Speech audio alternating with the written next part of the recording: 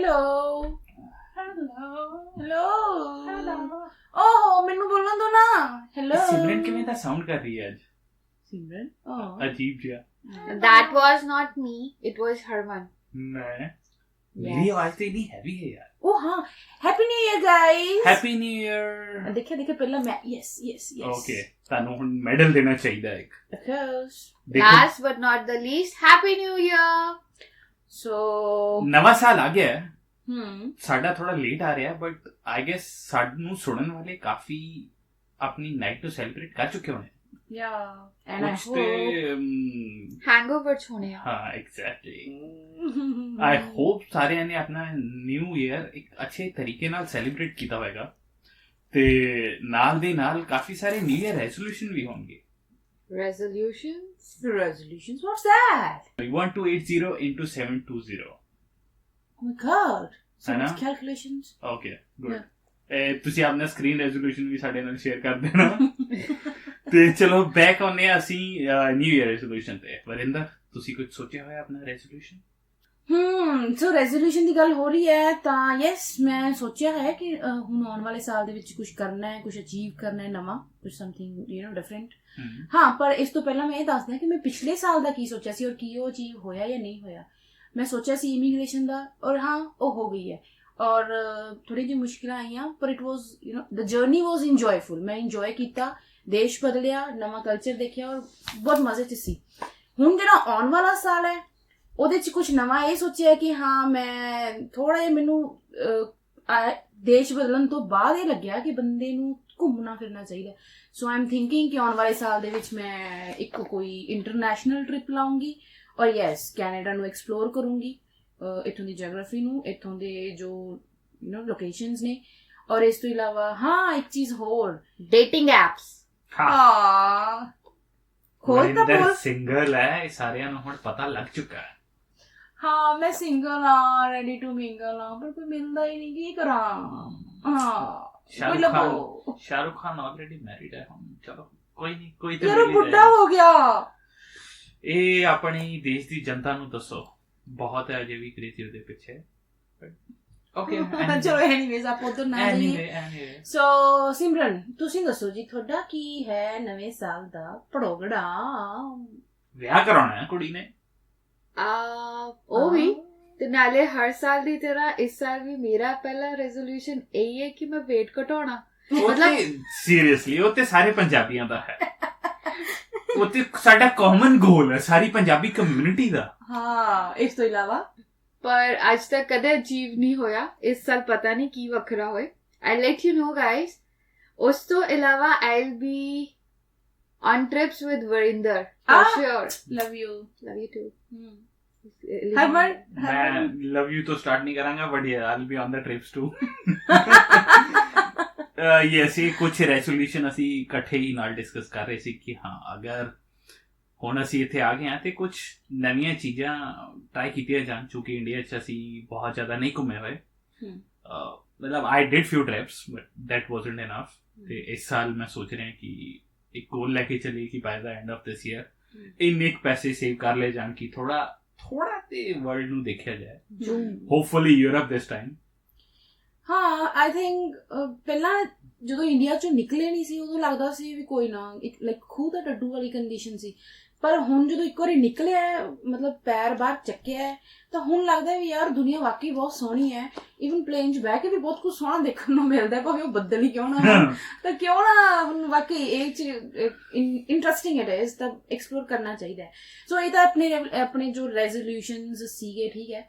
ਇਸ ਤੋਂ ਇਲਾਵਾ ਅੱਜ ਆਪਾਂ ਇਕੱਠੇ ਹੋਏ ਆ ਨਿਊ ਈਅਰ ਦਾ ਟਾਈਮ ਹੈ ਤੇ ਆਪਾਂ ਕੁਝ ਟੌਪਿਕ ਵੀ ਪੋਜ਼ਿਟਿਵ ਜਿਹਾ ਡਿਸਕਸ ਕਰੀਏ ਕਿ ਇੱਕ ਸਪਿਰਿਟ ਨਿਊ ਈਅਰ ਵਾਲੀ ਦਿਖਣੀ ਚਾਹੀਦੀ ਹੈ ਉਹਦੇ ਵਿੱਚ ਤੇ ਅਸੀਂ ਕੁਝ ਉਦਾਂ ਦੀ ਹੀ ਇਨਫੋਰਮੇਸ਼ਨ ਆਪਣੇ ਲਿਸਨਰਸ ਨਾਲ ਵੀ ਸ਼ੇਅਰ ਕਰਦੇ ਹਾਂ ਕਿ ਉਹ ਵੀ ਕੁਝ ਆਪਣੇ ਅਗਲੇ ਸਾਲ ਦੇ ਗੋਲਸ ਨੂੰ ਫੋਕਸ ਕਰ ਸਕਣ, ਆਪਣੇ ਅਗਲੇ ਸਾਲ ਦੇ ਟਾਰਗੇਟਸ ਨੂੰ ਅਚੀਵ ਕਰ ਸਕਣ।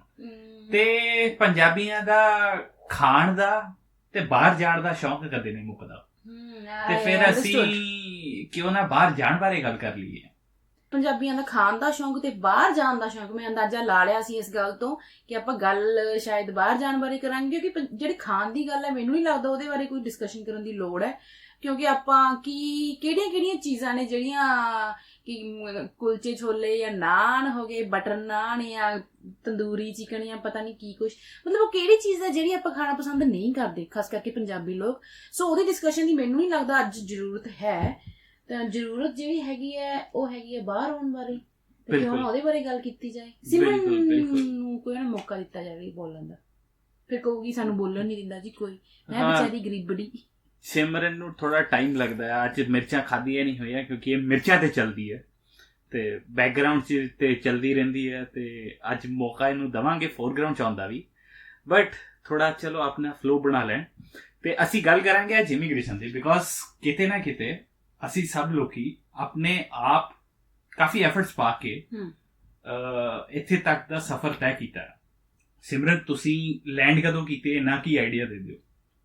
ਤੇ ਮੈਂ ਕੈਨੇਡਾ ਐਲਾਨ ਕੀਤਾ ਸੀਗਾ ਜੂਨ 2018 ਦੇ ਵਿੱਚ। ਹੁਣ ਮੈਨੂੰ ਆਲਮੋਸਟ 7 ਮਹੀਨੇ ਹੋ ਗਏ ਨੇ ਤੇ ਮੇਰਾ ਸਫ਼ਰ ਹਜੇ ਤੱਕ ਚੰਗਾ ਰਿਹਾ। It's kind of a mix of up and downs. I have seen the struggles here. It's not a piece of a cake. I'm sure. In English? In English. ਯਾਰ ਮੈਨੂੰ ਤਾਂ ਘਬਰਾਹਟ ਹੋਣ ਲੱਗ ਜਾਂਦੀ ਹੈ ਇੰਨੀ ਅੰਗਰੇਜ਼ੀ ਤੋਂ। ਗੱਲ ਤੇ ਠੀਕ ਹੈ ਵੈਸੇ। Okay. ਆਇਲ ਸਥਿਤੀ ਸਾਰੀ ਬਾਹਰ ਆ ਰਹੀ ਹੈ ਇਹਨਾਂ ਦੀ। ਤੇ ਵਰਿੰਦਰ, ਤੁਸੀਂ ਆਪਣਾ ਦੱਸੋ ਕੁਝ, ਤੁਸੀਂ ਤੇ ਲੇਟੈਸਟ ਇੱਥੇ ਆਏ ਹੋ। ਹਾਂਜੀ, ਮੈਨੂੰ ਹਲੇ ਥੋੜਾ ਟਾਈਮ ਹੀ ਹੋਇਆ ਆਇਆ ਨੂੰ, ਤੇ ਮੈਂ ਐਕਸਾਈਟਡ ਹਾਂ, ਈਵਨ ਹਾਲੇ ਤੱਕ ਵੀ ਐਕਸਾਈਟਡ ਹੀ ਹਾਂ, ਮੇਰੀ ਐਕਸਾਈਟਮੈਂਟ ਉਦਾਂ ਹੀ ਚੱਲੀ ਆ ਰਹੀ ਹੈ। ਤੇ ਯੈਸ, ਪ੍ਰੋਬਲਮਸ ਹਰ ਇੱਕ ਨੂੰ ਆਉਂਦੀਆਂ ਨੇ। ਤਾਂ ਇੱਕ ਤੁਸੀਂ ਪਰਮਾਨੈਂਟ ਰੈਜ਼ੀਡੈਂਟ ਜਦੋਂ ਲੈਂਡ ਕਰਦੇ ਹੋ, ਇਹ ਨਹੀਂ ਹੈ ਕਿ ਹਾਂਜੀ ਪੱਕੇ ਆਏ ਆ ਬਹੁਤ ਵਧੀਆ, ਇਦਾਂ ਦੀ ਕੋਈ ਗੱਲ ਨਹੀਂ ਹੈਗੀ। ਸੇਮ ਸਟਰਗਲ ਹੈ ਜੋ ਸਟੂਡੈਂਟਸ ਨੂੰ ਹੈ, ਸੇਮ ਪ੍ਰੋਬਲਮਸ ਹੈ। ਬਸ ਇਹ ਹੈ ਕਿ ਉਹਨਾਂ ਦੇ ਜੇ ਫੀਸਾਂ ਕੱਢਣ ਦਾ ਇੱਕ ਬੋਝ ਹੁੰਦਾ, ਇੱਕ ਟੈਨਸ਼ਨ ਹੁੰਦੀ ਹੈ, ਤਾਂ ਜਿਹੜੇ ਆਪਣੀ ਏਜ ਦੇ ਲੋਕ ਆਉਂਦੇ ਨੇ PR ਹੋ ਕੇ, ਕਿਉਂਕਿ ਉੱਥੇ ਕਾਫੀ ਟਾਈਮ ਮੈਨੂੰ ਲੱਗਦਾ ਕੱਢ ਕੇ ਆਉਂਦੇ ਨੇ, ਉਮਰ ਬਿਤਾ ਕੇ ਆਉਂਦੇ ਨੇ, ਤਾਂ ਉਹਨਾਂ ਦੇ ਹੋਰ ਬਹੁਤ ਕਿਸਮ ਦੀਆਂ ਟੈਨਸ਼ਨਸ ਹੁੰਦੀਆਂ ਨੇ। ਬਿਲਕੁਲ। ਸੋ ਮੈਨੂੰ ਲੱਗਦਾ ਵੈਸੇ ਠੀਕ ਹੈ, ਮਤਲਬ I am excited, I am positive. ਤਾਂ ਥੋੜੀ ਬਹੁਤ ਸਟਰਗਲ ਤਾਂ ਸਭ ਨੂੰ ਕਰਨੀ ਪੈਂਦੀ ਹੈ, ਬਟ ਹੌਲੀ ਸੈਟਲ ਹੋ ਜਾਣਾ ਹੈ। ਡੈਫੀਨਿਟਲੀ ਇਹ ਕਿਉਂਕਿ ਬਿਲਕੁਲ ਹੀ ਇੱਕ ਫਰੈਸ਼ ਸਟਾਰਟ ਹੈ। ਆਈ ਗੈਸ ਮੈਂ ਤੁਹਾਡੇ ਦੋਨਾਂ ਤੋਂ ਪਹਿਲਾਂ ਦਾ ਇੱਥੇ ਆਇਆ ਹਾਂ, ਮੈਨੂੰ ਆਲਮੋਸਟ ਸਾਲ ਹੋ ਚੱਲਿਆ ਹੁਣ। ਵਧਾਈਆਂ ਹੋਣ ਜੀ ਤੁਹਾਨੂੰ ਸਾਰਿਆਂ ਨੂੰ। Thank you. ਤੇ ਠੀਕ ਹੈ, ਤੁਸੀਂ ਸਹੀ ਕਹਿ ਰਹੇ ਹੋ ਕਿ ਜਰਨੀ ਇਹ ਹੀ ਨਹੀਂ ਹੈ ਕਿ ਲੋਕਾਂ ਦੇ ਜਿਹੜੇ ਨਾ ਕਈਆਂ ਦੇ ਮਿਥ ਹੁੰਦੇ ਆ ਇੰਡੀਆ ਵਿੱਚ ਖਾਸ ਕਰਕੇ, ਕਿ ਜੇ ਕੋਈ ਬੰਦਾ ਬਾਹਰ ਗਿਆ ਤੇ ਪਤਾ ਨਹੀਂ ਡਾਲਰ ਕਿਤੋਂ ਤੋੜਦਾ ਹੀ ਪਿਆ। ਠੀਕ ਹੈ, ਜਿਹੜੀ ਐਕਚੁਅਲ ਰਿਐਲਿਟੀ ਆ ਉਹਦੀ ਇੰਨੀ ਅਵੇਅਰਨੈਸ ਨਹੀਂ ਹੁੰਦੀ। ਤੇ ਜਦੋਂ ਮੈਂ ਇੱਥੇ ਆਉਣ ਲੱਗਾ ਸੀ ਨਾ, ਉਸ ਤੋਂ ਪਹਿਲਾਂ ਮੈਂ ਕੁਝ ਚੀਜ਼ਾਂ ਨੋਟਿਸ ਕੀਤੀਆਂ। ਮੈਂ ਮੈਡੀਕਲ ਕਰਾਉਣ ਵਾਸਤੇ ਲੁਧਿਆਣੇ ਗਿਆ ਹੋਇਆ ਸੀ, ਤੇ ਮੇਰੇ ਹੀ ਏਜ ਗਰੁੱਪ ਦੇ ਬਹੁਤ ਸਾਰੇ ਲੋਕੀ ਮੈਂ ਦੇਖਿਆ ਕਿ ਐਜ਼ ਅ ਸਟੂਡੈਂਟ ਅਪਲਾਈ ਕਰ ਰਹੇ ਸੀ। ਅੱਛਾ। ਤੇ ਮੈਨੂੰ ਹੈਰਾਨੀ ਹੁੰਦੀ ਸੀ ਕਿ ਸ਼ਾਇਦ ਕਿਤੇ ਨਾ ਲੋਕੀ ਇੰਨੇ ਅਵੇਅਰ ਨਹੀਂ ਹੈ, ਪਲੱਸ ਲੋਕੀ ਜਿਨ੍ਹਾਂ ਦੀ ਹੈਲਪ ਲੈਂਦੇ ਆ, ਕੋਈ ਇਮੀਗ੍ਰੇਸ਼ਨ ਕੰਸਲਟੈਂਟਸ ਹੁੰਦੇ ਆ, ਉਹ ਸਪਰੈਡ ਵੀ ਨਹੀਂ ਕਰ ਰਹੇ ਅਵੇਅਰਨੈਸ। ਰੀਜ਼ਨ ਕਿ ਉਹਨਾਂ ਦਾ ਮੋਟਿਵ ਸਿਰਫ ਤੇ ਸਿਰਫ ਆਪਣੇ ਬਿਜ਼ਨਸ ਤੇ ਫੋਕਸ ਕਰਨਾ, ਜਿੱਥੋਂ ਉਹਨਾਂ ਨੂੰ ਪੈਸਾ ਜ਼ਿਆਦਾ ਮਿਲਦਾ ਹੈ ਉਸ ਚੀਜ਼ ਨੂੰ ਵਧਾਵਾ ਦਿੰਦੇ। ਹੁਣ ਮੈਨੂੰ ਜੋ ਫੀਲ ਹੁੰਦਾ ਹੈ ਕਿ ਆਪਾਂ ਥੋੜੀ ਜਿਹੀ ਅਵੇਅਰਨੈਸ ਲੋਕਾਂ ਨਾਲ ਸ਼ੇਅਰ ਕਰ ਸਕਦੇ ਹਾਂ, ਥੋੜੀਆਂ ਜਿਹੀਆਂ ਗੱਲਾਂ ਉਹਨਾਂ ਨੂੰ ਦੱਸ ਸਕਦੇ ਹਾਂ, ਜਿਹੜੀਆਂ ਕਿ ਜਿਹੜੇ ਸੁਪਨੇ ਲੈ ਰਹੇ ਆ ਇਸ ਟਾਈਮ ਲੋਕੀ, ਜਿਨ੍ਹਾਂ ਨੇ ਸੋਚਿਆ ਕਿ ਹਾਂ ਸਾਡਾ ਨਿਊ ਈਅਰ ਰੈਜ਼ੋਲੂਸ਼ਨ ਵਰਿੰਦਰ ਵਾਂਗ ਹੈ ਕਿ ਮੈਂ ਕੈਨੇਡਾ ਪਹੁੰਚਣਾ, ਮੈਂ ਇਮੀਗ੍ਰੇਟ ਹੋਣਾ, ਤੇ ਉਹਨਾਂ ਲੋਕਾਂ ਨੂੰ ਜੇ ਅਗਰ ਥੋੜੀ ਜਿਹੀ ਅਸੀਂ ਕੋਈ ਇੱਕ ਸੇਧ ਦੇ ਸਕੀਏ ਤੇ ਆਈ ਗੈਸ ਇਹ ਬਹੁਤ ਵਧੀਆ ਅਕੰਪਲਿਸ਼ਮੈਂਟ ਹੋਏਗੀ ਸਾਡੇ ਵਾਸਤੇ। ਰਾਈਟ? ਯਾ ਮੈਂ ਇੱਕ ਚੀਜ਼ ਦੇਖੀ ਆ, ਜਦੋਂ ਬਾਹਰ ਹੋਣਾ, ਦੇਖੋ ਲੋਕਾਂ ਨੇ ਇਹ ਚੀਜ਼ ਬੜੀ ਸੋਚ ਕੇ ਰੱਖੀ ਹੋਈ ਹੈ, ਲਾਈਕ ਬਾਹਰ ਨਿਕਲਣਾ ਜਿਵੇਂ ਮਰਜ਼ੀ ਨਿਕਲੀਏ, ਚਾਹੇ ਉਹ ਸਟੂਡੈਂਟ ਵੀਜ਼ਾ ਹੋਵੇ, ਚਾਹੇ PR ਹੋਈਏ, ਚਾਹੇ ਉਹ LMIA ਹੋਵੇ, ਜਾਂ ਕੁਝ ਵੀ ਹੋਵੇ, ਜਾਂ ਇੱਕ ਵਾਰ ਵਿਜ਼ਟਰ ਦੇ ਨਿਕਲ ਜਾਈਏ, ਉੱਥੇ ਇੱਕ ਜੁਗਾੜ ਲਾ ਲਾਂਗੇ। ਦੇਖੋ ਇਹ ਚੀਜ਼ਾਂ ਮੈਨੂੰ ਇਹ ਲੱਗਦੀਆਂ ਪਰਸਨਲੀ ਕਿ ਇਹ ਜੁਗਾੜ ਦੇ ਬੇਸਿਸ ਤੇ ਚੱਲਣ ਵਾਲੀਆਂ ਚੀਜ਼ਾਂ ਨਹੀਂ ਹੈਗੀਆਂ। ਹੁਣ ਇੱਕ ਗੱਲ ਹੋਰ ਹੈ ਵੀ ਅਗਰ ਆਪਣੀ ਏਜ, ਜੇ ਆਪਣੀ ਏਜ ਲਾਈਕ ਮੈਨੂੰ ਪਰਸਨਲੀ ਹੁਣ ਫੀਲ ਹੁੰਦਾ ਇਸ ਏਜ ਚ ਆ ਕੇ, ਹੁਣ ਇਸ ਏਜ ਚ ਆ ਕੇ ਮੈਂ ਕੋਈ ਬਹੁਤੀ ਬੁੱਢੀ ਨਹੀਂ ਹੈਗੀ, ਮੈਂ ਦੱਸ ਦਿਆਂ ਸਾਰਿਆਂ ਨੂੰ, ਆਏ ਤਾਂ ਜਵਾਨ ਆ, ਬਟ ਸਟਿਲ ਜਿਹੜੇ ਕਿ ਇੱਕ ਸਟੂਡੈਂਟ ਵੀਜ਼ੇ ਤੇ ਬੱਚਾ ਆਉਂਦਾ ਕੋਈ 12th ਪਾਸ ਕਰਕੇ, ਜੇ ਉਹਦੇ ਕੰਪੈਰੇਟਿਵਲੀ ਦੇਖਾਂ ਤਾਂ ਓਬਵੀਅਸਲੀ ਮੇਰੀ ਏਜ ਜ਼ਿਆਦਾ ਹੀ ਹੈ। ਤਾਂ ਇੱਕ ਚੀਜ਼ ਮੈਂ ਫੀਲ ਕੀਤੀ ਹੈ ਕਿ ਜੇ ਤੁਹਾਡੇ ਜਾਂ ਆਪਣੇ ਚੋਂ ਕਿਸੇ ਦਾ ਇਹ ਹੈ ਮੋਟਿਵ ਕਿ ਬਾਹਰ ਹੋਣਾ, ਤੇ ਉਹਨਾਂ ਦੇ ਸਟੂਡੈਂਟਸ ਨੇ, ਉਹਨਾਂ ਦੇ ਬੱਚੇ ਨੇ 12th ਪਾਸ ਕਰ ਚੁੱਕੇ ਨੇ ਜਾਂ BA ਕਰ ਚੁੱਕੇ ਨੇ, ਈਵਨ BA ਬੈਚਲਰਸ ਕਿਸੇ ਵੀ ਸਟਰੀਮ ਦੇ ਵਿੱਚ ਹੋ ਸਕਦੀ ਹੈ, ਉਹ ਕਰ ਚੁੱਕੇ ਨੇ, ਤਾਂ ਆਈ ਥਿੰਕ ਉਹਨਾਂ ਨੂੰ ਹੁਣੇ ਹੀ, ਜੇ ਸਟੱਡੀ ਵੀਜ਼ਾ ਤੇ ਆਉਣਾ ਚਾਹੁੰਦੇ ਨੇ ਤਾਂ ਹੁਣੇ ਹੀ ਇਹ ਸਟੈਪ ਲੈ ਲੈਣਾ ਚਾਹੀਦਾ ਹੈ। ਜੇ ਬਾਹਰ ਆਉਂਦਾ ਹੈ ਨਾ ਤਾਂ ਵੇਟ ਨਾ ਕਰੋ, ਆਓ, ਇੱਥੇ ਸਭ ਕੁਝ ਬਹੁਤ ਵਧੀਆ ਨੇ। ਜੇ ਤੁਸੀਂ ਸੁਣ ਰਹੇ ਹੋ ਅਫਵਾਹਾਂ ਨੇ ਜਾਂ ਸਾਰੀਆਂ ਇਹ ਮਤਲਬ ਚੰਗਾ ਮਾੜਾ ਦੇਖੋ ਹਰ ਥਾਂ ਤੇ ਹੁੰਦਾ, ਤੁਹਾਡੇ ਤੇ ਡਿਪੈਂਡ ਕਰਦਾ ਕਿ ਤੁਸੀਂ ਕਿਹੜੇ ਪਾਸੇ ਨੂੰ ਚਾਹੁੰਦੇ। ਸੋ ਮੈਨੂੰ ਲੱਗਦਾ ਕਿ ਸਭ ਨੂੰ ਹੀ ਆਉਣਾ ਚਾਹੀਦਾ ਜੇ ਤੁਸੀਂ ਬੈਟਰ ਲਾਈਫ ਚਾਹੁੰਦੇ ਹੋ, ਕਿਉਂਕਿ ਮੈਨੂੰ ਖੁਦ ਨੂੰ ਇਹ ਗੱਲ ਫੀਲ ਹੁੰਦੀ ਸੀ ਕਿ ਹਾਂ ਵਾਕਈ ਫਰਕ ਹੋਣਾ ਹੈ, ਔਰ ਇਹ ਗੱਲ ਮੈਂ ਅੰਡਰਸਟੈਂਡ ਕੀਤੀ ਆ 2 ਮਹੀਨਿਆਂ 'ਚ ਜਾਂ 3 ਮਹੀਨਿਆਂ 'ਚ ਕਿ ਫਰਕ ਹੈ ਵੀ, ਇੱਥੋਂ ਦੇ ਰੂਲਸ ਰੈਗੂਲੇਸ਼ਨਸ ਦਾ, ਇੱਥੋਂ ਦੀ ਲਾਈਫ ਦਾ, ਸਟਾਈਲ ਦਾ। ਸੋ ਮੈਂ ਇਹ ਕਹਿੰਦੀ ਹਾਂ ਕਿ ਅਗਰ ਤੁਹਾਡੇ ਕੋਈ ਬੱਚਾ ਹੈ ਜੋ 10th 'ਚ ਹੈ, 12th 'ਚ ਹੈ ਜਾਂ BA 'ਚ ਹੈ, ਤੇ ਤੁਸੀਂ ਸੋਚ ਰਹੇ ਹੋ ਕਿ ਉਹਨੂੰ ਬਾਹਰ ਕੱਢਣਾ ਹੈ, ਤੁਸੀਂ ਸਹੀ ਸੋਚ ਰਹੇ ਹੋ, ਹੁਣ ਟਾਈਮ ਹੈ, ਉਹਨੂੰ ਬਾਹਰ ਕੱਢੋ। ਇਹਦੇ ਪਿੱਛੇ ਰੀਜ਼ਨ ਹੈ, ਉਹ ਰੀਜ਼ਨ ਇਹ ਹੈ ਕਿ ਜਦੋਂ ਕੋਈ ਸਟੂਡੈਂਟ ਆਉਂਦਾ ਹੈ ਉਹ ਇੱਥੋਂ ਦੇ ਕਲਚਰ 'ਚ ਰਹਿੰਦਾ ਹੈ, ਕਿਉਂਕਿ ਹਾਲੇ ਉਹਦੀ ਏਜ ਜਿਹੜੀ ਹੈ ਨਾ ਕੱਚੀ ਹੈ, ਉਹ ਗਰੋ ਕਰ ਰਿਹਾ ਹੈ, ਉਹਦੀ ਮੈਂਟੈਲਿਟੀ ਗਰੋ ਕਰ ਰਹੀ ਹੈ। ਤਾਂ ਜਦੋਂ ਉਹ ਕੈਨੇਡਾ ਦੇ ਕਲਚਰ 'ਚ ਆਉਂਦਾ ਜਾਂ ਆਸਟ੍ਰੇਲੀਆ 'ਚ ਕਿਤੇ ਵੀ ਜਾਂਦਾ ਤਾਂ ਉੱਥੋਂ ਦੇ ਮਾਹੌਲ ਦੇ ਵਿੱਚ ਉਹ ਚੰਗਾ ਡਿਵੈਲਪ ਹੋ ਜਾਂਦਾ, ਗਰੋ ਕਰ ਜਾਂਦਾ, ਢਲ ਜਾਂਦਾ।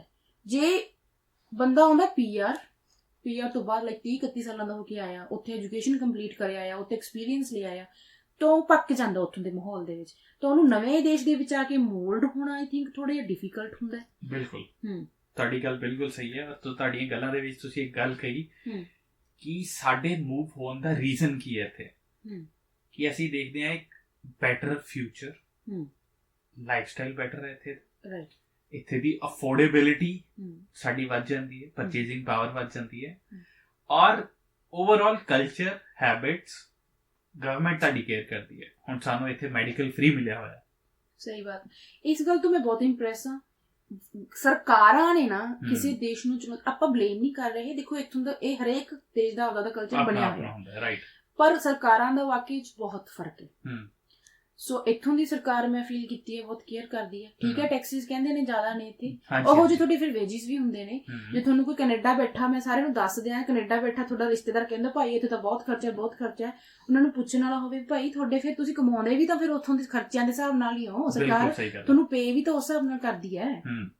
ਸੋ ਯੈਸ, ਗਵਰਨਮੈਂਟ ਦਾ ਵਾਕਈ ਮੇਰੇ ਨਜ਼ਰੀਏ ਚ ਗਵਰਨਮੈਂਟ ਇੱਥੋਂ ਦੀ ਪੋਜ਼ਿਟਿਵ ਕੰਮ ਪੋਜ਼ਿਟਿਵ ਹੈ, ਔਰ ਇੱਕ ਹਰ ਚੀਜ਼ ਨੂੰ ਆਪਾਂ ਇੱਥੇ ਬੈਟਰ ਦੇਖ ਰਹੇ ਹਾਂ, ਔਰ ਇਹੀ ਸੁਪਨੇ ਲੈ ਕੇ ਅਸੀਂ ਇੰਡੀਆ ਤੋਂ ਮੂਵ ਕਰਦੇ ਹਾਂ ਕਿ ਬੈਟਰ ਲਾਈਫ ਮਿਲੇਗੀ ਮੈਨੂੰ ਉੱਥੇ। ਠੀਕ ਹੈ, ਬਹੁਤ ਸਾਰੀਆਂ ਫੈਸਿਲਿਟੀਜ਼ ਹੈ ਜਿਹੜੀਆਂ ਇੱਥੇ ਆ ਕੇ ਲੋਕਾਂ ਨੂੰ ਹੌਲੀ ਹੌਲੀ ਪਤਾ ਲੱਗਦਾ ਹੈ ਕਿ ਸਾਡੇ ਕੋਲ ਕਿੰਨਾ ਕੁਛ ਹੈ ਅੱਗੇ ਗਵਰਨਮੈਂਟ ਦੀ ਸਪੋਰਟ ਦੇ ਨਾਲ।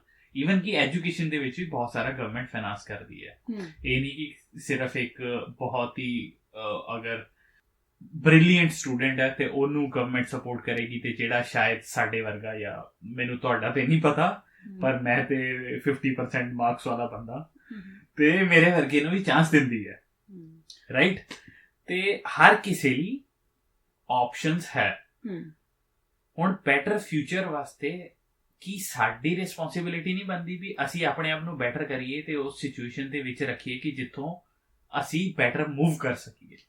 ਹੁਣ ਮੈਂ ਇਹਦੇ ਨਾਲ ਡਾਇਰੈਕਸ਼ਨ ਕਿਹੜੀ ਚਾਹ ਰਿਹਾ ਕਿ ਕਾਫੀ ਟਾਈਮ ਤੋਂ ਨਾ ਸੁਣਨ ਨੂੰ ਮਿਲਦਾ ਸੀ ਪ੍ਰੋਬਲਮ ਲੋਕਾਂ ਨੂੰ ਆਉਂਦੀ ਹੈ ਆਇਲਸ ਦੇ ਉੱਪਰ, ਕਿ ਆਇਲਸ ਨਹੀਂ ਕਲੀਅਰ ਹੋ ਰਹੀ, ਔਰ ਫਿਰ ਲੋਕੀ ਲਗਾਉਂਦੇ ਆ ਉਹਦੇ ਤੇ ਵੀ ਜੁਗਾੜ। ਹਾਂਜੀ 5 ਲੱਖ ਦੇ ਦਿਓ ਜੀ, 7 ਲੱਖ ਦੇ ਦਿਓ ਜੀ, ਆਇਲਸ ਕਢਾ ਦਿਓ ਸਾਡੀ। ਤੁਸੀਂ ਸੁਣਿਆ ਕਿ ਨਹੀਂ ਮੈਨੂੰ ਨਹੀਂ ਪਤਾ, ਪਰ ਮੈਂ ਤੇ ਇਹੋ ਜਿਹੇ ਬਹੁਤ ਸਾਰੇ ਕੇਸਿਸ ਸੁਣੇ ਆ। ਮੈਂ ਜਿਹੜਾ ਕੋਈ ਸੁਣ ਰਿਹਾ ਨਾ, ਅਸੀਂ ਤੁਹਾਨੂੰ ਕਹਿੰਦੇ ਆ ਜੀ ਸਦਕੇ ਆਓ ਇੱਥੇ, ਤੁਸੀਂ ਆਓ, ਅਸੀਂ ਚਾਹੁੰਦੇ ਆ ਕਿ ਸਾਡੇ ਵਰਗੇ ਹੀ ਲੋਕੀ, ਸਾਡੇ ਭੈਣ ਭਰਾ ਜਿਹੜੇ ਇੱਥੇ ਆਉਣਾ ਚਾਹੁੰਦੇ ਆ, ਆਉਣ। ਮੌਕਾ ਮਿਲਣਾ ਚਾਹੀਦਾ ਹੈ ਹਰ ਇੱਕ ਨੂੰ, ਬੈਟਰ ਲਾਈਫ ਦਾ ਪੂਰਾ ਮੌਕਾ ਮਿਲਣਾ ਚਾਹੀਦਾ ਹੈ। ਹੁਣ ਪ੍ਰੋਬਲਮ ਇਸ ਕਿ ਗਵਰਨਮੈਂਟ ਤੁਹਾਨੂੰ ਇੱਕ ਚੀਜ਼ ਸਿਰਫ ਕਹਿੰਦੀ ਹੈ ਕਿ ਤੁਸੀਂ ਲੈਂਗੁਏਜ ਦੀ ਰਿਕੁਆਇਰਮੈਂਟ ਕਲੀਅਰ ਕਰਕੇ। ਹੁਣ ਉਹਦਾ ਰੀਜ਼ਨ ਕੀ ਹੈ ਕਿ ਤਾਂ ਕਿ ਤੁਸੀਂ ਇਸ ਕਲਚਰ ਵਿੱਚ ਆਓ, ਤੁਸੀਂ ਅਗਲੇ ਬੰਦੇ ਨੂੰ ਸਮਝ ਸਕੋ, ਤੁਸੀਂ ਗੱਲ ਕਰ ਸਕੋ। ਲੈਂਗੁਏਜ ਦਾ ਪਰਪਸ ਇਹੀ ਹੁੰਦਾ ਹੈ ਵਰਿੰਦਰ, ਕਿ ਕੋਈ ਹੋਰ ਹੁੰਦਾ।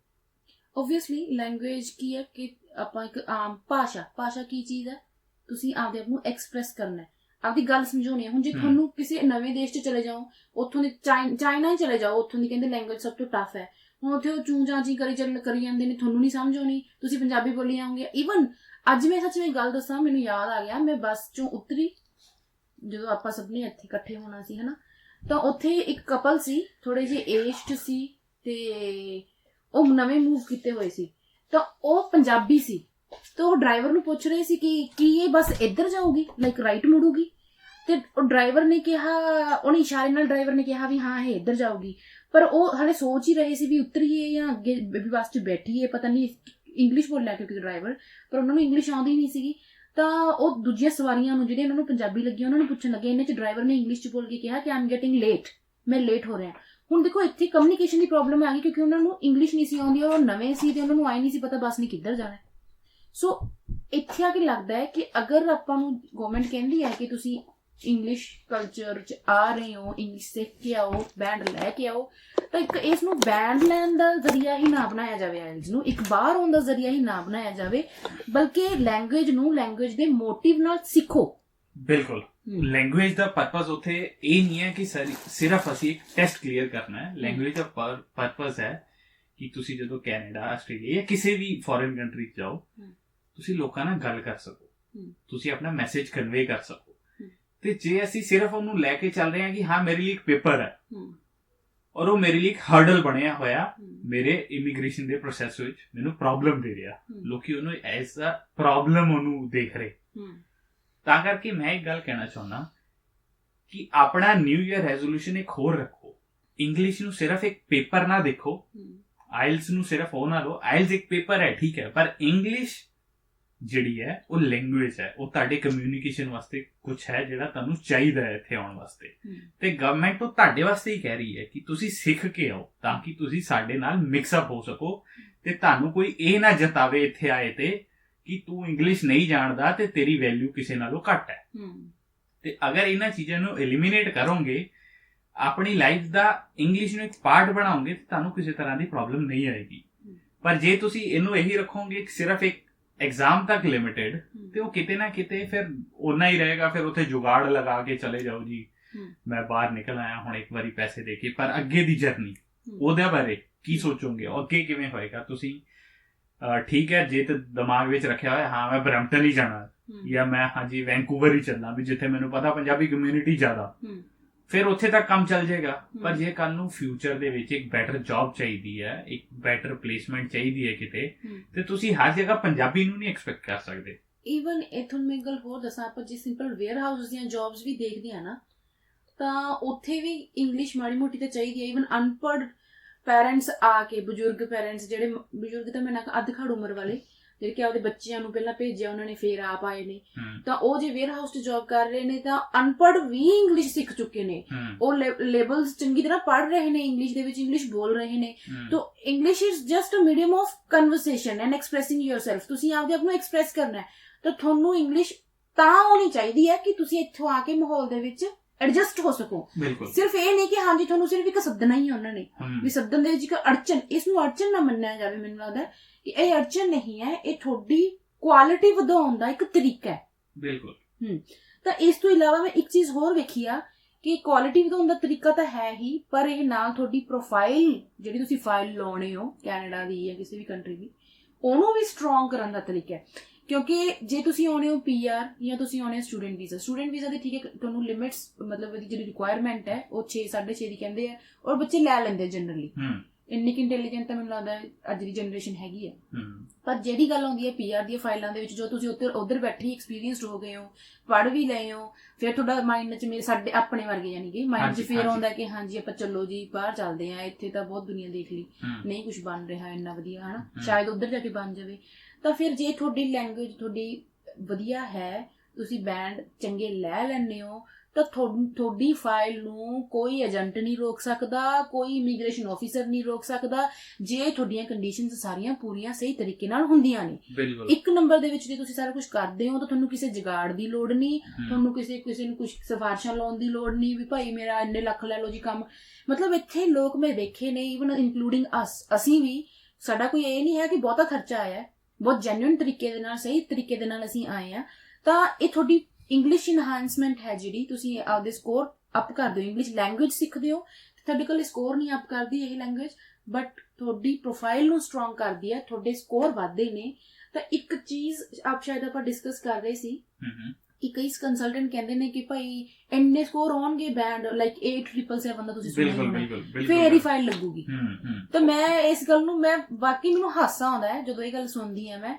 ਤਾਂ ਤੁਸੀਂ ਕੀ ਤੁਹਾਡਾ ਮੈਂ ਇੱਕ ਚੀਜ਼ ਨੋਟਿਸ ਕੀਤੀ ਕਿਉਂਕਿ ਮੈਂ ਨਾ ਕਿਉਂਕਿ ਅਸੀਂ ਵੀ ਗਰੁੱਪ ਚੋਂ ਮਿਲੇ ਸੀ, ਇੱਕ WhatsApp ਗਰੁੱਪ ਚੋਂ ਹੀ ਮਿਲੇ ਸੀਗੇ ਜਦੋਂ ਅਸੀਂ ਸਾਰੇ ਇਮੀਗ੍ਰੇਸ਼ਨ ਦੀ ਫਾਈਲ ਵਾਸਤੇ ਸਟਰਗਲ ਕਰ ਰਹੇ ਸੀ, ਸਟਰਗਲ ਹੀ ਕਵਾਂਗੇ। ਤੇ ਮੈਂ ਕਾਫੀ ਲੋਕਾਂ ਨਾਲ ਨਾ ਮੇਰੀ ਕਿਉਂਕਿ ਥੋੜੇ ਦਿਨ ਪਹਿਲਾਂ ਕਿਸੇ ਨਾਲ ਕਨਵਰਸੇਸ਼ਨ ਹੋ ਰਹੀ ਸੀ ਤੇ ਕੁਝ ਸਾਡੀ ਕੋਈ ਏਜ ਦੀ ਕੁੜੀ ਸੀਗੀ, ਉਹਨੂੰ ਜਿਹੜੀ ਇੰਡੀਆ ਦੇ ਵਿੱਚ ਗਾਈਡੈਂਸ ਮਿਲ ਰਹੀ ਹੈ ਇਹ ਮਿਲ ਰਹੀ ਹੈ ਕਿ ਤੂੰ ਵਰਕ ਪਰਮਿਟ ਵਾਸਤੇ ਅਪਲਾਈ ਕਰ ਦੇ, ਤੂੰ ਐਜ਼ ਅ ਸਟੂਡੈਂਟ ਚਲੇ ਜਾ। ਠੀਕ ਹੈ, ਐਜ਼ ਅ ਸਟੂਡੈਂਟ ਆਉਣਾ ਕਮਿਸ਼ਨ ਹੈ, ਕਾਲਜ ਕਮਿਸ਼ਨ ਦੇਗਾ। ਵਰਕ ਪਰਮਿਟ ਸੌਖਾ ਮਿਲਦਾ ਨਹੀਂ ਹੈ, ਪੈਸੇ ਦੇ ਕੇ ਹੀ ਆਉਣਾ ਪੈਣਾ। ਠੀਕ ਹੈ, ਅਗਲਾ ਬੰਦਾ ਸਿਰਫ ਤੇ ਸਿਰਫ ਜਿਹੜਾ ਇਮੀਗ੍ਰੇਸ਼ਨ ਕੰਸਲਟੈਂਟ ਆ ਉਹ ਸਿਰਫ ਆਪਣਾ ਬੈਨੀਫਿਟ ਦੇਖ ਰਿਹਾ।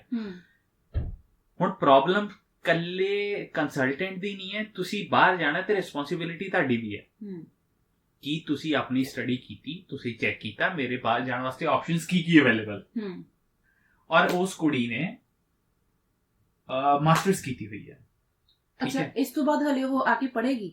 ਹਾਂ, ਤੁਸੀਂ ਸੋਚੋ ਅਗਰ ਕੋਈ 27, 28, 29 ਸਾਲ ਦਾ ਹੋਇਆ, ਔਰ ਸਪੈਸ਼ਲੀ ਕੁੜੀਆਂ ਦੇ ਮਾਮਲੇ ਵਿੱਚ ਜਦੋਂ ਸਾਨੂੰ ਪਤਾ ਹੈ ਕਿ ਇੰਡੀਆ ਤੋਂ ਸਾਡੇ ਪੇਰੈਂਟਸ ਦਾ ਪ੍ਰੈਸ਼ਰ ਬਹੁਤ ਹੁੰਦਾ ਕਿ ਹਾਂ ਹੁਣ ਵਿਆਹ ਦੀ ਏਜ ਹੋ ਗਈ ਹੈ ਤੇ ਪੁਸ਼ ਕਰ ਰਹੇ ਹੁੰਦੇ ਆ।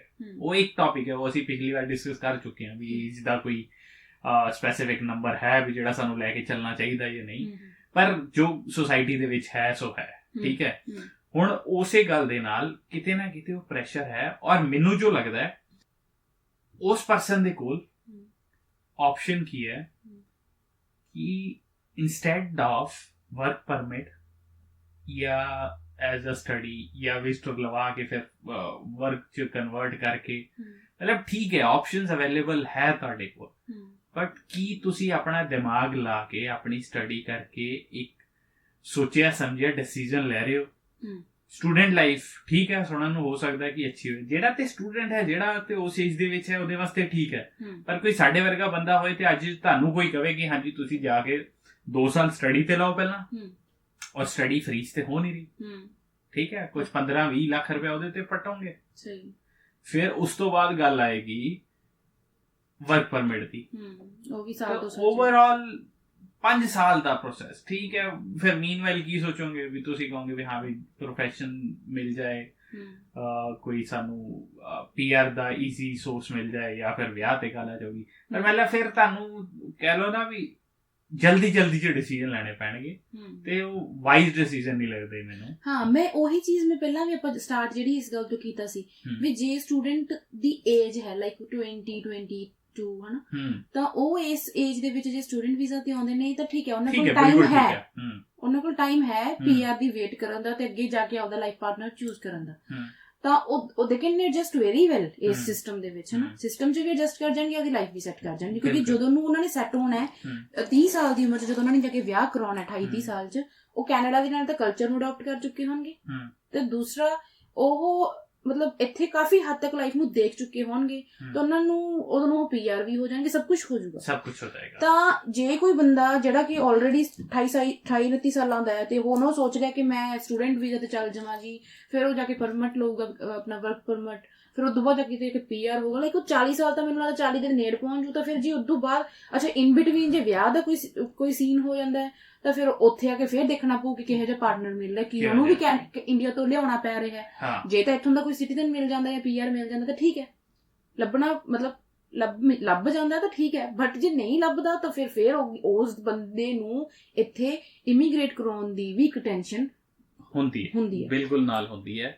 ਔਰ ਚਲੋ ਅਸੀਂ ਹੁਣ ਕਿਉਂਕਿ ਸਾਡਾ ਟੌਪਿਕ ਇਹੀ ਚੱਲ ਰਿਹਾ ਆਇਲਸ ਤੇ ਇਮੀਗ੍ਰੇਸ਼ਨ ਦਾ, ਮੈਂ ਹੁਣ ਆਇਲਸ ਵਾਲਾ ਟੌਪਿਕ ਪਹਿਲਾਂ ਕਲੋਜ਼ ਕਰਦੇ ਹਾਂ ਇੰਨੀ ਗੱਲ ਕਹਿ ਕੇ ਕਿ ਇੰਗਲਿਸ਼ ਲੈਂਗੁਏਜ ਨੂੰ ਆਪਣੀ ਲਾਈਫ ਦਾ ਪਾਰਟ ਬਣਾਓ, ਨਾ ਕਿ ਉਹਨੂੰ ਸਿਰਫ ਤੇ ਸਿਰਫ ਇੱਕ ਐਗਜ਼ਾਮ ਵਾਂਗੂ ਲਵੋ ਕਿ ਹਾਂ ਇੱਕ ਹਰਡਲ ਹੈ ਸਾਡੇ ਰਸਤੇ ਵਿੱਚ। ਉਹ ਤੁਹਾਡੀ ਕੁਆਲਿਟੀ ਹੈ, ਤੁਸੀਂ ਇੱਕ ਲੈਂਗੁਏਜ ਬੋਲ ਰਹੇ ਹੋ ਤੇ ਤੁਹਾਡੀ ਕੁਆਲਿਟੀ ਹੈ ਜਿਹੜੀ ਤੁਹਾਡੇ ਤੋਂ ਕੋਈ ਖੋ ਨਹੀਂ ਸਕਦਾ, ਸਾਰੀ ਉਮਰ ਤੁਹਾਡੇ ਨਾਲ ਹੀ ਰਹਿਣੀ ਹੈ। ਆਇਲਸ ਭਾਵੇਂ ਜਦੋਂ ਮਰਜ਼ੀ ਐਕਸਪਾਇਰ ਹੋ ਜਾਏ ਬਟ ਲੈਂਗੁਏਜ ਤੁਹਾਡੇ ਨਾਲ ਹੀ ਹਮੇਸ਼ਾ ਰਹੇਗੀ।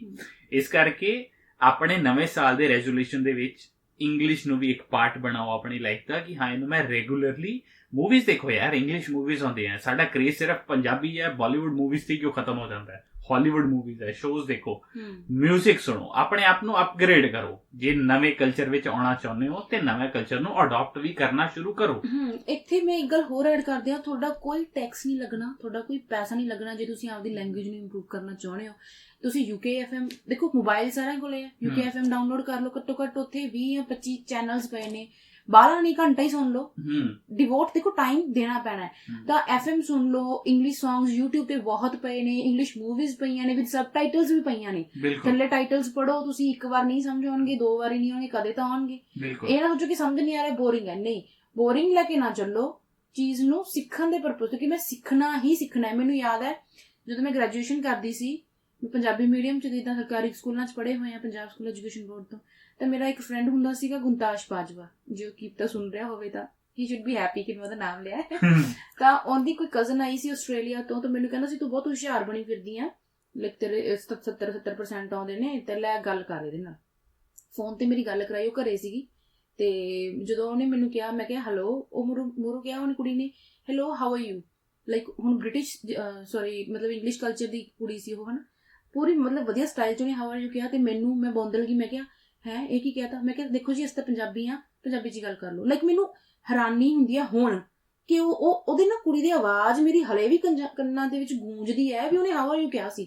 And it was funny enough ਕਿ ਮੈਨੂੰ ਤਾਂ ਸਮਝ ਨਹੀਂ ਸੀ ਆਇਆ ਜਦੋਂ ਕਿ ਮੈਂ ਬੈਚਲਰਸ ਕਰ ਰਹੀ ਸੀ।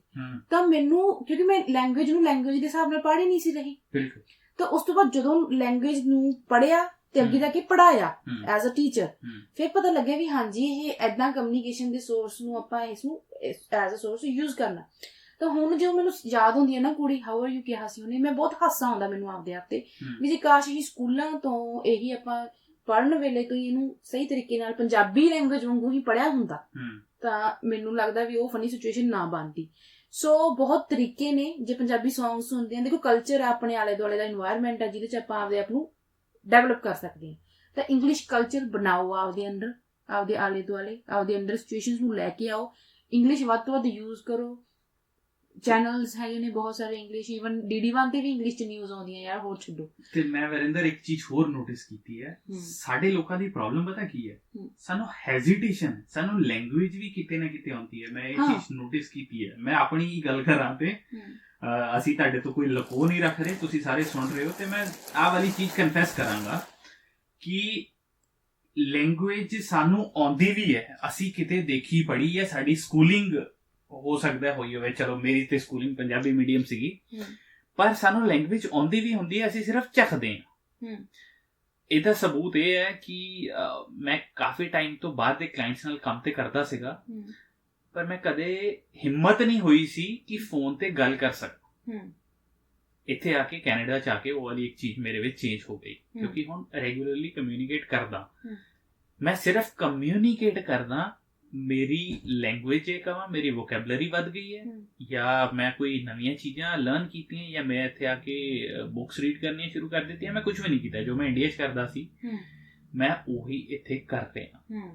ਨਾਟ ਟੂ ਬ੍ਰੈਗ, ਪਰ ਹਾਂ ਆਇਲਸ ਦਾ ਮੈਂ ਦੁਬਾਰਾ, ਮੈਨੂੰ ਇੱਕ ਰੀਜ਼ਨ, ਪਰਟੀਕੂਲਰ ਐਜੂਕੇਸ਼ਨਲ ਰੀਜ਼ਨ ਕਰਕੇ ਮੈਨੂੰ ਦੁਬਾਰਾ ਐਗਜ਼ਾਮ ਦੇਣਾ ਪਿਆ ਸੀ, ਤੇ ਮੇਰੇ ਇਸ ਵਾਰ 8 ਬੈਂਡਸ ਆਏ। ਠੀਕ ਹੈ, ਔਰ ਮੈਂ ਕੁਝ ਵੀ ਚੇਂਜ ਨਹੀਂ ਕੀਤਾ। ਤੇ ਮੈਂ ਆਪਣੇ ਫਰੈਂਡਸ ਨੂੰ ਵੀ ਬੈਕ ਹੋਮ ਫੋਨ ਕਰਕੇ ਇਹੀ ਕਹਿਣਾ ਹੁੰਦਾ ਕਿ ਯਾਰ ਮੇਰੇ 'ਚ ਕੁਝ ਚੇਂਜ ਨਹੀਂ ਹੋਇਆ। ਜੇ ਮੇਰੇ ਕੋਲ ਓਵਰਆਲ 8 ਬੈਂਡ ਆ ਰਹੇ ਹੈ ਤੇ ਮਤਲਬ ਉਹ ਮੇਰੇ 'ਚ ਪਹਿਲਾਂ ਕਿਤੇ ਸੀਗਾ, ਮੈਂ ਸਿਰਫ ਉਹਨੂੰ ਐਕਸਪ੍ਰੈਸ ਨਹੀਂ ਕਰ ਪਾ ਰਿਹਾ ਸੀਗਾ, ਇੱਕ ਹੈਜ਼ਿਟੇਸ਼ਨ ਸੀਗੀ। ਤੇ ਸਾਡੀ ਸੁਜੈਸ਼ਨ ਇਹੀ ਹੋਏਗੀ ਕਿ ਆਪਣੀ ਹੈਜ਼ਿਟੇਸ਼ਨ ਨੂੰ ਅਗਰ ਓਵਰਕਮ ਕਰਨਾ ਹੈ ਤੇ ਉਹਦਾ ਸੋਲੂਸ਼ਨ ਇਹੀ ਹੈ ਕਿ ਉਹਨੂੰ ਡੇਲੀ ਇੱਕ ਪ੍ਰੈਕਟਿਸ ਬਣਾਓ, ਆਪਣੀਆਂ ਆਦਤਾਂ ਨੂੰ ਚੇਂਜ ਕਰੋ। ਜਦੋਂ ਤੱਕ ਉਹਨੂੰ ਇੱਕ ਆਇਲਸ ਨੂੰ ਐਗਜ਼ਾਮ ਲੈ ਕੇ ਚੱਲੋਗੇ ਉਹ ਤੁਹਾਨੂੰ ਟਰਬਲ ਦੇਗਾ ਹੀ ਦੇਗਾ। ਐਂਡ ਆਈ ਹੋਪ ਕਿ ਆਇਲਸ ਦੇ ਟੌਪਿਕ ਤੇ ਅਸੀਂ ਕਾਫੀ ਕੁਝ ਕਵਰ ਕਰ ਲਿਆ। ਹਾਂ, ਤੇ ਔਰ ਇਹੀ ਚੀਜ਼ ਐਕਚੁਅਲੀ ਕਵਰ ਕਰ ਲਿਆ, ਪਰ ਇਹੀ ਚੀਜ਼ ਹੀ ਅੱਗੇ ਜਾ ਕੇ ਉਹੀ ਇਹਨਾਂ ਨੂੰ, ਕਿਉਂਕਿ ਆਪਾਂ ਤਾਂ ਆ ਚੁੱਕੇ ਹਾਂ ਇੱਥੇ, ਹਾਂਜੀ ਹਾਂਜੀ ਤਾਂ ਇਹਨਾਂ ਨੂੰ ਜੋ ਆਪਾਂ ਨੂੰ ਸੁਣ ਰਹੇ ਨੇ ਕੈਂਡੀਡੇਟਸ, ਤਾਂ ਇਹਨਾਂ ਨੂੰ ਅੱਗੇ ਜਾ ਕੇ ਇਹਨਾਂ ਦੀਆਂ ਪ੍ਰੋਫਾਈਲਸ ਸਟਰੋਂਗ ਕਰਨ ਦੇ ਵਿੱਚ ਹੈਲਪ ਕਰੂਗੀ। ਇਹਨਾਂ ਦਾ ਜੋ CRS ਹੈ, ਜੋ ਸਕੋਰ ਹੈ, ਉਹ ਵਧਾਊਗੀ। CRS ਵੱਧ ਜਾਂਦਾ ਹੈ ਤਾਂ ਓਬਵੀਅਸਲੀ ਕੈਨੇਡਾ ਦੀ ਸਰਕਾਰ ਇੱਥੇ ਖਿੜੇ ਮੱਥੇ ਇਹਨਾਂ ਨੂੰ ਸੱਦੂਗੀ, ਭਾਈ ਆ ਜਾਓ, ਕਿਉਂਕਿ ਮੈਨੂੰ ਨਹੀਂ ਲੱਗਦਾ ਬਹੁਤਾ ਟਾਈਮ ਲੱਗਦਾ, 3 ਕੇ 4 ਮਹੀਨੇ ਹਾਰਡਲੀ ਲੱਗਦੇ ਆ ਮੈਕਸਿਮਮ ਪ੍ਰੋਸੈਸ ਦੇ ਵਿੱਚ। ਹਾਂਜੀ ਹਾਂਜੀ ਹਾਂਜੀ ਤਾਂ ਖਿੜੇ ਮੱਥੇ ਸੱਦੂਗੀ ਤੇ ਬਹੁਤ ਜਲਦੀ ਇਹ ਵੀ ਕੈਨੇਡਾ ਦੀ ਧਰਤੀ ਤੇ ਪੈਰ ਧਰਨਗੇ। ਸੋ ਇਹ ਜਿਹੜੀ ਡਿਸਕਸ਼ਨ ਕਿਉਂ ਅੱਜ ਕੀਤੀ ਗਈ ਹੈ, ਕਿਉਂਕਿ ਮੈਨੂੰ ਜਾਂ ਤੁਹਾਨੂੰ ਜਾਂ ਸਿਮਰਨ ਨੂੰ, ਤਾਂ ਜੋ ਕਿ ਇੱਥੇ ਸਾਇਲੈਂਟ ਲਿਸਨਰ ਬਣੇ ਹੋਏ ਨੇ ਆਪਣੇ, ਤਾਂ ਬਹੁਤ ਸੀਰੀਅਸਲੀ ਸੁਣ ਰਹੇ ਨੇ ਵਿਚਾਰੇ। ਤਾਂ ਹਾਂ, ਇਹ ਬਹੁਤ ਚਿਰਾਂ ਤੋਂ ਅਸੀਂ ਡਿਸਕਸ ਇਹੀ ਆਪਾਂ ਕਰ ਰਹੇ ਸੀ, ਜਿੱਦਾਂ ਅੱਜ ਵੀ ਇਹੀ, ਚਲੋ ਇਹੀ ਟੌਪਿਕ ਲੈ ਲਿਆ ਜਾਵੇ, ਇਹੀ ਡਿਸਕਸ਼ਨ ਹੋ ਰਹੀ ਸੀ ਕਿ ਆਪਾਂ ਨੂੰ ਕਿਹੜੀਆਂ ਚੀਜ਼ਾਂ ਦੀ ਗਾਈਡੈਂਸ ਨਹੀਂ ਸੀ, ਬਿਲਕੁਲ, ਜਿਹੜੀ ਕਿ ਦੂਸਰੇ ਲੋਕਾਂ ਨੂੰ ਵੀ ਸ਼ਾਇਦ ਫੀਲ ਹੁੰਦੀ ਆ, ਸਭ ਨੂੰ ਹੀ ਫੀਲ ਹੁੰਦੀ ਵੀ ਕਾਸ਼ ਯਾਰ ਇਹ ਚੀਜ਼ ਮੈਨੂੰ ਪਹਿਲਾਂ ਪਤਾ ਲੱਗ ਜਾਂਦੀ ਤਾਂ ਮੈਂ ਐਂ ਕਰ ਲੈਂਦਾ। ਲਾਈਕ ਮੈਂ ਵੀ ਹੁਣ ਫੀਲ ਕਰਦੀ ਹਾਂ ਵੀ ਜੇ ਮੈਂ ਕੈਨੇਡਾ ਆਉਣਾ ਸੀ, ਚਲੋ ਮੈਂ PR ਆਈ ਹਾਂ ਠੀਕ ਹੈ, ਪਰ ਜੇ ਮੈਂ ਆਉਣਾ ਸੀ ਕਿਉਂ ਨਾ ਮੈਂ ਪਹਿਲਾਂ ਹੀ ਸਟੱਡੀ ਵੀਜ਼ੇ ਤੇ ਆ ਜਾਂਦੀ। ਹੁਣ ਨੂੰ ਮੈਂ ਇੱਥੇ ਮੈਨੂੰ ਲੱਗਦਾ ਮੈਂ ਜਿਹੜੀ ਵੀ ਮਤਲਬ ਆਹੀ 28-29 ਸਾਲ ਦੀ ਉਮਰ 'ਚ ਸ਼ਾਇਦ ਮੈਂ ਤਾਂ ਘਰ ਲੈ ਲੈਂਦੀ, ਜੇ ਮੈਂ ਇਹੀ ਕੋਈ 18-20 ਸਾਲ ਦੀ ਉਮਰ 'ਚ ਆਈ ਹੁੰਦੀ। ਤਾਂ ਮਤਲਬ ਇਹ ਜਿਹੜੀਆਂ ਗਾਈਡੈਂਸ ਨੇ, ਕਿਉਂਕਿ ਮੈਂ ਹੁਣ ਵੀ ਕਹਿੰਦੀ ਹਾਂ ਆਪਦੇ ਰਿਸ਼ਤੇਦਾਰਾਂ ਦੇ ਵਿੱਚ ਕਹਿੰਦੀ ਹਾਂ ਜਿਨ੍ਹਾਂ ਦੇ ਬੱਚੇ ਆ 12th ਕਰ ਰਹੇ ਨੇ, BA ਕਰ ਰਹੇ ਨੇ, ਵੀ ਭਾਈ ਜੇ ਤੁਸੀਂ ਭੇਜਣਾ, ਹੁਣ ਮੈਂ ਹੈਗੀ ਹਾਂ ਇੱਥੇ ਸਟੂਡੈਂਟ ਵੀਜ਼ਾ ਤੇ, ਭੇਜੋ। ਜੇ ਕੋਈ ਹੈਲਪ ਚਾਹੀਦੀ ਹੈ ਮੈਨੂੰ ਦੱਸੋ, ਮੈਂ ਇੱਥੇ ਇੱਥੇ ਬਹੁਤ ਓਪਨ ਮਾਹੌਲ ਹੈ, ਤੁਸੀਂ ਕਿਸੇ ਨੂੰ ਮਰਜ਼ੀ ਕੁਛ ਮਰਜ਼ੀ ਪੁੱਛ ਸਕਦੇ ਹੋ। ਗਵਰਨਮੈਂਟ ਤੁਹਾਡੀ ਹਰੇਕ ਥਾਂ ਤੇ ਹੈਲਪ ਕਰਨ ਨੂੰ ਤਿਆਰ ਹੈ, ਥਾਂ ਤੇ ਸਰਵਿਸ ਸੈਂਟਰ ਖੁੱਲੇ ਹੋਏ ਨੇ ਔਰ ਸਾਰੇ ਹੈਲਪ ਕਰਦੇ ਨੇ, ਬਿਲਕੁਲ ਕਰਦੇ ਨੇ। ਤਾਂ ਜੇ ਕੋਈ ਹੈਲਪ ਚਾਹੀਦੀ ਹੈ ਤਾਂ ਓਬਵੀਅਸਲੀ ਮੈਂ ਹੈਗੀ ਹਾਂ ਇੱਥੇ ਹੈਲਪ ਕਰਨੀ, ਆਪਦੀ ਫੈਮਿਲੀ ਦੀ, ਰਿਸ਼ਤੇਦਾਰਾਂ ਦੀ, ਜਾਣ ਪਛਾਣ ਚ ਜੋ ਵੀ ਨੇ। ਬਿਲਕੁਲ ਤੁਹਾਡੀ ਗੱਲ ਬਿਲਕੁਲ ਠੀਕ ਹੈ। ਇੱਕ ਵਾਰੀ ਸਾਰਾ ਓਵਰਵਿਊ ਅਸੀਂ ਇਹਨਾਂ ਨੂੰ ਦੁਬਾਰਾ ਤੋਂ ਦੇ ਦਈਏ। ਅਸੀਂ, ਸਾਡੀ ਪਰਸਨਲ ਓਪੀਨੀਅਨ ਹੈ, ਅਸੀਂ ਕੋਈ ਇਮੀਗ੍ਰੇਸ਼ਨ ਦੇ ਮਾਸਟਰਸ ਨਹੀਂ ਹੈ ਜਾਂ ਲਾਇਸੈਂਸਡ ਕੰਸਲਟੈਂਟਸ ਨਹੀਂ ਆ, ਪਰ ਫਿਰ ਵੀ ਇੱਕ ਸੁਜੈਸ਼ਨ ਦੇਵਾਂਗੇ ਕਿਉਂਕਿ ਸਾਨੂੰ ਲੱਗਦਾ ਹੈ ਕਿ ਕਿਤੇ ਨਾ ਕਿਤੇ ਅਵੇਅਰਨੈਸ ਦੀ ਕਮੀ ਹੈ ਇਸ ਚੀਜ਼ ਦੀ। ਤਾਂ ਕਰਕੇ ਮੈਂ ਕਹਾਂਗਾ ਕਿ ਅਗਰ ਤੁਸੀਂ ਐਕਚੁਅਲੀ ਆਪਣਾ ਰੈਜ਼ੋਲੂਸ਼ਨ ਰੱਖਿਆ ਹੋਇਆ, ਡਜ਼ਨਟ ਮੈਟਰ ਕਿ ਤੁਸੀਂ ਮੈਰਿਡ ਹੋ ਜਾਂ ਅਨਮੈਰਿਡ ਹੋ, ਪਰ ਜੇ ਤੁਹਾਡੀ ਏਜ ਹੈ ਸਟੂਡੈਂਟ ਲਾਈਫ ਵਾਲੀ ਐਕਚੁਅਲੀ ਵਿੱਚ, ਤੇ ਟਰਾਈ ਕਰੋ ਕਿ ਸਟੂਡੈਂਟ ਲਾਈਫ ਵਿੱਚ ਆ ਜਾਓ। ਪਰ ਜੇ ਤੁਸੀਂ ਇੱਕ ਇਹੋ ਜਿਹਾ ਰਿਸਪੌਂਸਿਬਲ ਅਡਲਟ ਹੋ ਜਿਹੜਾ ਆਲਰੇਡੀ ਕੰਮ ਕਰ ਰਿਹਾ, ਜਿਹਨੇ 2-4 ਸਾਲ ਕੰਮ ਕੀਤਾ ਹੋਇਆ, ਅੱਛੀ ਐਜੂਕੇਸ਼ਨ ਹੈ, ਤੇ ਪਲੀਜ਼ ਕੰਸਲਟੈਂਟਸ ਨੂੰ ਛੱਡ ਕੇ ਨਾ ਕੁਝ ਚਿਰ ਥੋੜੀ ਜਿਹੀ ਆਪਣੀ ਸੈਲਫ ਸਟੱਡੀ ਕਰਕੇ, ਜ਼ਿਆਦਾ ਦੂਰ ਨਹੀਂ ਜਾਣਾ ਪੈਂਦਾ, ਸਿਰਫ ਟਾਈਪ ਕਰਨਾ ਪੈਂਦਾ canada.ca ਔਰ ਉਸੇ ਵੈਬਸਾਈਟ ਤੇ ਹੀ ਤੁਹਾਨੂੰ ਗਵਰਨਮੈਂਟ ਸਾਰੀਆਂ ਸਟਰੀਮਸ ਦਿੰਦੀ ਹੈ ਕਿ ਤੁਸੀਂ ਸਾਡੇ ਕੰਟਰੀ ਵਿੱਚ ਕਿਵੇਂ ਆ ਸਕਦੇ ਹੋ। ਥੋੜੀ ਆਪਣੀ ਰਿਸਰਚ ਕਰੋ ਔਰ ਮੈਂ ਇਹੀ ਰეკਮੈਂਡ ਕਰੂੰਗਾ, ਜੇ ਤੁਸੀਂ ਪੜ੍ਹੇ ਲਿਖੇ ਹੋ ਤੇ ਆਇਲਸ ਤੋਂ ਨਾ ਡਰੋ। ਆਪਣੇ ਆਪ ਨੂੰ ਅਗਰ ਇੱਕ ਬੈਟਰ ਫਿਊਚਰ ਦੇਣਾ ਚਾਹੁੰਦੇ ਹੋ, ਆਪਣੇ ਅਗਰ ਤੁਸੀਂ ਕੁਝ 25 ਸਾਲ ਤੋਂ ਉੱਪਰ ਦੀ ਏਜ ਹੈ, ਗੈਸ ਉਹ ਐਪਰੋਪਰੀਏਟ ਏਜ ਹੈ, ਰਾਈਟ, ਤੇ 25 ਸਾਲ ਤੋਂ ਉੱਪਰ ਹੋ ਤੇ ਟਰਾਈ ਕਰੋ ਕਿ ਡਾਇਰੈਕਟਲੀ PR ਵਾਸਤੇ ਅਪਲਾਈ ਕਰੋ। ਕੈਨੇਡਾ ਕੰਟਰੀ ਵੈਲਕਮਿੰਗ ਹੈ, ਸਟਰਗਲਸ ਹੈ, ਥੋੜ੍ਹੀਆਂ ਜਿਹੀਆਂ ਟਾਈਮ ਲੱਗਦਾ ਹੈ, ਆਪਣੇ ਆਪ ਨੂੰ ਪ੍ਰਿਪੇਅਰ ਕਰਕੇ ਆਓ ਕਿ ਹਾਂ ਪਹਿਲੇ 6 ਮਹੀਨੇ ਅਗਰ ਕੰਮ ਨਹੀਂ ਵੀ ਮਿਲਦਾ ਤੇ ਅਸੀਂ ਆਪਣੇ ਆਪ ਨੂੰ ਕਿਵੇਂ ਸੈੱਟ ਕਰ ਸਕਦੇ ਹਾਂ। ਥੋੜਾ ਸਟਰਗਲ ਹੈ, ਪਰ ਇਹੋ ਜਿਹਾ ਕੋਈ ਬੰਦਾ ਨਹੀਂ ਹੈ ਜਿਹੜਾ ਇੱਥੋਂ ਮੁੜਦਾ ਹੋਵੇ, ਅਨਲੈਸ ਕਿ ਉਹ ਬੰਦਾ ਇਹੋ ਜਿਹਾ ਕਿ ਜਿਹੜਾ ਬਿਲਕੁਲ ਹੀ ਐਫਰਟਸ ਪਾਉਣ ਤੇ ਵਿਲਿੰਗ ਨਹੀਂ ਹੈ। ਤੇ ਫਿਰ ਤੇ ਦੇਖੋ ਫੇਲੀਅਰਸ ਨੇ ਤੇ ਫਿਰ ਆਪਣੀ ਹੀ ਸੁਜੈਸ਼ਨ ਦੇਣੀ ਕਿ ਹਾਂ ਵੀ ਨਹੀਂ ਮੈਂ ਗਿਆ, ਮੇਰੀ ਸੈਟਿੰਗ ਨਹੀਂ ਆਈ, ਇਹ ਹੈ ਉਹ ਹੈ। ਇੱਕ ਮੈਂ ਲਾਸਟ ਜਿੱਥੇ ਹੋਰ ਗੱਲ ਐਡ ਕਰਦੇ ਹਾਂ ਕਿ ਜਿੱਦਾਂ ਆਪਾਂ ਕਿਹਾ ਕਿ 6 ਮਹੀਨੇ ਜੇ ਕੰਮ ਨਹੀਂ ਵੀ ਮਿਲਦਾ ਤਾਂ ਦੇਖੋ ਇਹ ਇੱਕ ਐਕਸਕਲਾਮੇਸ਼ਨ ਹੈ, ਤਾਂ ਉਹ ਕਿ ਕੰਮ ਸ਼ਾਇਦ ਨਾ ਮਿਲੇ ਤਾਂ ਆਪਣਾ ਆਪਾਂ ਉਨਾ ਕੁ ਬਜਟ ਲੈ ਕੇ ਆਉਣਾ ਹੈ, ਪਰ ਐਕਚੁਅਲ ਜਿੱਦਾਂ ਦੀ ਕੋਈ ਗੱਲ ਨਹੀਂ ਹੈ। ਤੁਹਾਨੂੰ ਇੱਥੇ ਕੰਮ ਬਹੁਤ ਹੈ। ਕੰਮ ਜਿਹੜਾ ਨਾ ਮਿਲਣ ਦੀ ਗੱਲ ਉਹ ਸਿਰਫ ਇਹ ਹੈ ਵੀ ਜੇ ਆਪਾਂ ਨੂੰ, ਜਿਵੇਂ ਹੁਣ ਮੈਂ ਕਹਿੰਦਾ ਵੀ ਮੈਂ ਤਾਂ ਜੀ ਪ੍ਰੋਫੈਸਰ ਲੱਗੀ ਸੀ ਤੇ ਮੈਂ ਹੁਣ ਕੈਨੇਡਾ ਚ ਆਉਣ ਸਾਰ ਆ ਕੇ ਪ੍ਰੋਫੈਸਰ ਲੱਗ ਜਾ, ਨਹੀਂ, ਇਹ ਚੀਜ਼ ਪੋਸੀਬਲ ਨਹੀਂ। ਇਸ ਚੀਜ਼ ਨੂੰ ਅਚੀਵ ਕਰਨ ਦੇ ਵਿੱਚ ਟਾਈਮ ਲੱਗ ਸਕਦਾ ਹੈ। ਤਾਂ ਉਹ ਜੇ ਤੁਸੀਂ ਮੰਨ ਲਓ ਕਹਿੰਦੇ ਵੀ ਮੈਂ ਵੇਅਰ ਹਾਊਸ ਦੀ ਜੌਬ ਨਹੀਂ ਕਰਨੀ, ਜਾਂ ਮੈਂ ਕੋਈ ਏਦਾਂ ਸਰਵਾਈਵਲ ਜੌਬ ਨਹੀਂ ਕਰਨੀ, ਮੈਂ ਸਿੱਧੀ ਆਪਦੀ ਪ੍ਰੋਫੈਸਰ ਵਾਲੀ ਜੌਬ ਲੈਣੀ ਹੈ ਜੀ, ਜਾਂ ਸਿੱਧੀ ਕੋਈ ਡਾਕਟਰ ਲੱਗਣਾ ਹੈ ਜੀ, ਤਾਂ ਫਿਰ ਉਹ ਜੇ ਤੁਸੀਂ ਨਹੀਂ ਕੋਈ ਹੋਰ ਜੌਬ ਕਰਨਾ ਚਾਹੁੰਦੇ ਸਰਵਾਈਵਲ, ਤੇ ਨਾਲ ਆਪਦੀ ਡਾਕਟਰੀ ਦੀ ਗਾਹਾਂ ਦੀ ਤੇ ਲਾਇਸੈਂਸ ਵਾਲਾ ਜਾਂ ਕੁਝ ਵੀ ਇੱਥੋਂ ਦਾ ਜੋ ਸਿਸਟਮ ਹੈ ਉਹਦੀ ਪੜ੍ਹਾਈ ਕਰਕੇ ਆਪਦੀ ਹੀ ਜੌਬ ਦੇ ਵਿੱਚ ਰਹਿਣਾ ਚਾਹੁੰਦੇ ਹੋ, ਆਪਦੀ ਲਾਈਨ 'ਚ ਰਹਿਣਾ ਚਾਹੁੰਦੇ ਹੋ, ਤਾਂ ਤੁਹਾਨੂੰ ਕਿਹਾ ਜਾਂਦਾ ਕਿ ਤੁਸੀਂ ਆਪਦਾ ਨਾਲ ਬਜਟ ਲੈ ਕੇ ਆਓ। ਅਦਰਵਾਈਜ਼ ਜੇ ਤੁਸੀਂ ਇੱਥੋਂ ਦੀ ਸਰਵਾਈਵਲ ਜੌਬਸ ਕਰਨ ਦੇ ਵਿੱਚ ਇੰਟਰਸਟਡ ਹੈਗੇ ਹੋ, ਉਹ ਵੀ ਕੋਈ ਤੁਹਾਨੂੰ ਈਜ਼ੀ ਜੌਬਸ ਵੀ ਮਿਲਦੀਆਂ ਨੇ ਔਰ ਜੌਬਸ ਬਹੁਤ ਹੈ ਇੱਥੇ, ਬਿਲਕੁਲ ਬਹੁਤ ਜੌਬਸ ਹੈ। ਔਰ ਸਿਰਫ ਤੇ ਸਿਰਫ ਆਪਣੇ ਆਪ ਨੂੰ ਪ੍ਰਿਪੇਅਰ ਕਰਕੇ ਆਓ ਤੇ ਆਪਣੀ ਸਟੱਡੀ ਕਰਕੇ ਆਓ ਕਿ ਜਾਣਾ ਕਿੱਥੇ ਹੈ, ਕਿੱਥੇ ਸਾਨੂੰ ਬੈਟਰ ਓਪਰਚੁਨਿਟੀ ਮਿਲ ਸਕਦੀ ਹੈ। ਔਰ ਕੱਲੀ ਇਹ ਗੱਲ ਨਹੀਂ ਹੈ ਕਿ ਅਗਰ ਕੋਈ ਸਿੰਗਲ ਹੈ ਤੇ ਤਾਂ ਹੀ ਉਹ ਕੈਨੇਡਾ ਅਪਲਾਈ ਕਰ ਸਕਦਾ ਹੈ। ਐਕਸਪ੍ਰੈਸ ਐਂਟਰੀ ਆਈ ਗੈਸ ਇੱਕ ਇਹੋ ਜਿਹੀ ਸਟਰੀਮ ਹੈ ਜਿਹਦਾ ਅਸੀਂ ਸਾਰਿਆਂ ਨੇ ਬੈਨੀਫਿਟ ਲਿਆ ਔਰ ਅਸੀਂ ਸਾਰੇ ਉਹਦੇ ਨਾਲ ਪਹੁੰਚੇ ਹਾਂ। ਔਰ ਜੇ ਕੋਈ ਤੁਹਾਡੇ ਵਿੱਚੋਂ ਵੀ ਹੈ ਜਿਹੜਾ ਕਿ 25 ਸਾਲ ਤੋਂ ਉੱਪਰ ਦੀ ਏਜ ਦਾ ਹੈ, ਤੁਸੀਂ ਸਿੰਗਲ ਹੋ ਜਾਂ ਮੈਰਿਡ ਹੋ, ਡਜ਼ਨਟ ਮੈਟਰ, ਪੂਰੀ ਫੈਮਿਲੀ ਆ ਸਕਦੀ ਹੈ। ਤੁਸੀਂ ਈਵਨ ਕਿਡਸ ਨੂੰ ਨਾਲ ਲੈ ਕੇ ਆ ਸਕਦੇ ਹੋ, ਇੱਕ ਫਰੈਸ਼ ਸਟਾਰਟ ਕਰ ਸਕਦੇ ਹੋ, ਸਾਰੀਆਂ ਆਪਸ਼ਨਸ ਹੈ। ਬਟ ਅਗਰ ਤੁਸੀਂ ਐਜੂਕੇਟਿਡ ਹੋ ਤੇ ਐਜੂਕੇਟਿਡ ਡਿਸੀਜ਼ਨ ਲਓ, ਨਾ ਕਿ ਕਿਸੇ ਥਰਡ ਪਰਸਨ ਤੇ ਛੱਡ ਦਿਓ ਕਿ ਹਾਂ ਉਹਨੇ ਮੈਨੂੰ ਸੁਜੈਸਟ ਕੀਤਾ ਵੀ ਵਰਕ ਪਰਮਿਟ ਤੇ ਚੱਲ ਵਰਕ ਪਰਮਿਟ, ਸਟੱਡੀ ਵੀਜ਼ਾ ਤੇ ਚੱਲ ਸਟੱਡੀ ਵੀਜ਼ਾ। ਆਇਲਸ ਤੋਂ ਡਰੋ ਨਾ, ਆਪਣੀ ਲੈਂਗੁਏਜ ਨੂੰ ਨਾਲ ਲੈ ਕੇ ਚੱਲੋ ਆਪਣੇ, ਤੇ ਆਪਣੇ ਆਪ ਨੂੰ ਅਪਗ੍ਰੇਡ ਕਰੋ, ਆਪਣੇ ਆਪ ਨੂੰ ਇੱਕ ਬੈਟਰ ਫਿਊਚਰ ਦਾ ਅਗਰ ਸੁਪਨਾ ਦੇਖ ਰਹੇ ਹੋ ਤੇ ਉਹਦੇ ਤੇ ਵਰਕ ਕਰੋ। ਔਰ ਈਵਨ ਨਾਲ ਅਸੀਂ ਵੀ, ਚਲੋ ਅਸੀਂ ਐਕਸਪਰਟ ਨਹੀਂ ਹਾਂ ਖੁਦ, ਅਸੀਂ ਕੰਮ ਨਹੀਂ ਕਰਦੇ, ਪਰ ਹਾਂ ਅਗਰ ਕਿਸੇ ਨੂੰ ਕਿਤੇ ਲੱਗੇ ਕਿ ਹਾਂ ਕਿਸੇ ਤਰ੍ਹਾਂ ਦੀ ਹੈਲਪ ਦੀ ਲੋੜ ਹੈ ਤੇ ਅਸੀਂ ਟਰਾਈ ਕਰਾਂਗੇ ਕਿ ਕਿਸੇ ਐਕਸਪਰਟਸ ਕੋ ਪਹੁੰਚਿਆ ਜਾਏ ਜਾਂ ਕਿਸੇ ਕੰਸਲਟੈਂਟ ਨਾਲ ਕੰਟੈਕਟ ਕੀਤਾ ਜਾਏ ਅਗਰ ਕਿਸੇ ਨੂੰ ਲੋੜ ਪਏ, ਜਾਂ ਫਿਰ ਜਿੰਨੀ ਕੁ ਆਪਣੀ ਨੌਲੇਜ ਹੈ ਜਿੱਦਾਂ ਅਸੀਂ ਸਾਡੀ ਨੌਲੇਜ ਤੇ ਫ੍ਰੀਲੀ ਐਕਸੈਸਿਬਲ ਹੈ ਹੀ ਹੈ, ਅਸੀਂ ਤੇ ਫ੍ਰੀਲੀ ਲੋਕਾਂ ਨੂੰ ਦਵਾਂਗੇ। ਪਰ ਕਿਸੇ ਨੂੰ ਅਗਰ ਪ੍ਰੋਫੈਸ਼ਨਲ ਸਰਵਿਸਿਜ਼ ਦੀ ਵੀ ਲੋੜ ਪਵੇ ਤੇ ਅਸੀਂ ਇੱਥੇ ਪੜ੍ਹੇ ਲਿਖੇ ਕੰਸਲਟੈਂਟਸ ਦੇ ਨਾਲ ਕੰਟੈਕਟ ਕਰਾ ਸਕਦੇ ਹਾਂ। ਮੈਂ ਵਰਿੰਦਰ ਇਹ ਪੁਆਇੰਟ ਇਸ ਕਰਕੇ ਮੈਂਸ਼ਨ ਕਰ ਰਿਹਾ ਕਿ ਪੰਜਾਬ ਦੇ ਵਿੱਚ ਲੋਕਾਂ ਨੂੰ ਇਹ ਚੀਜ਼ ਦਾ ਨਹੀਂ ਪਤਾ, ਪੰਜਾਬ ਦੇ ਵਿੱਚ ਜਾਂ ਇੰਡੀਆ ਦੇ ਵਿੱਚ ਸਾਰੇ ਪ੍ਰੋਫੈਸ਼ਨਲਸ ਜਾਂ ਸਾਰੇ ਇਮੀਗ੍ਰੇਸ਼ਨ ਵਾਲੇ ਲਾਇਸੈਂਸਡ ਕੰਸਲਟੈਂਟਸ ਨਹੀਂ ਹੈ। ਉਦਾਂ ਹੀ ਕਿਸੇ ਨੇ ਕੰਮ ਖੋਲਿਆ।